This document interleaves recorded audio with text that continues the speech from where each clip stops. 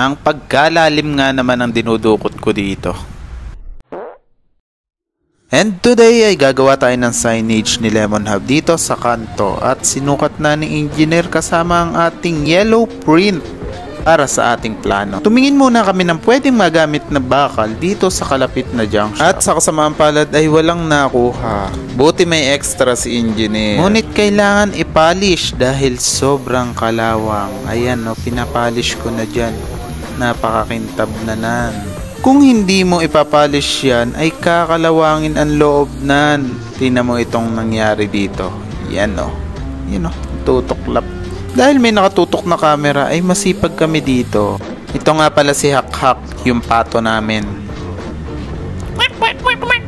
Ayan, inumpisan na i-welding yung letter L na bakal.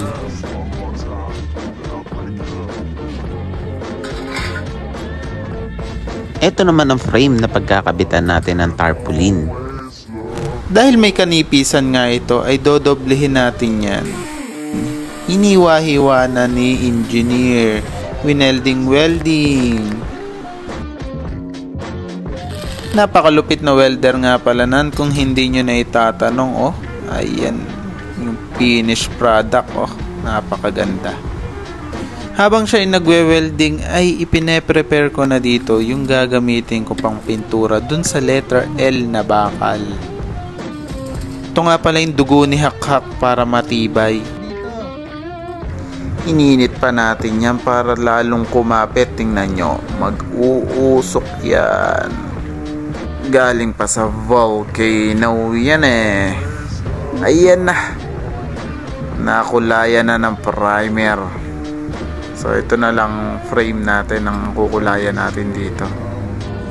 So after natin primeran ay kinulayan na rin natin ng kulay dilaw. At nirebit na natin ito. Ayan na, naghuhukay na kami dito. Ito yung pinakamahirap na part, nakakangalay. Lampas tuhod yan mga kalemon. Napakalalim na, tingnan nyo. Dikit ang mukha. So, ito na yung finished product. Tuyo na. Nagpa-picture pa.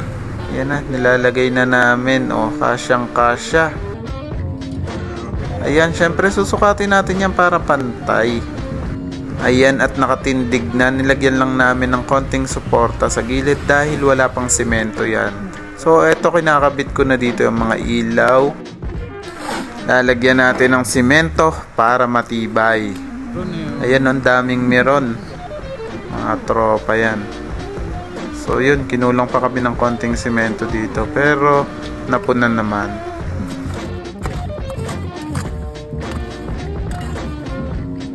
Inabot na nga pala kami ng gabi dito mga kalemon. Ayan na, nilagay na, kita nyo na ilaw-ilaw pa, napakaganda oh.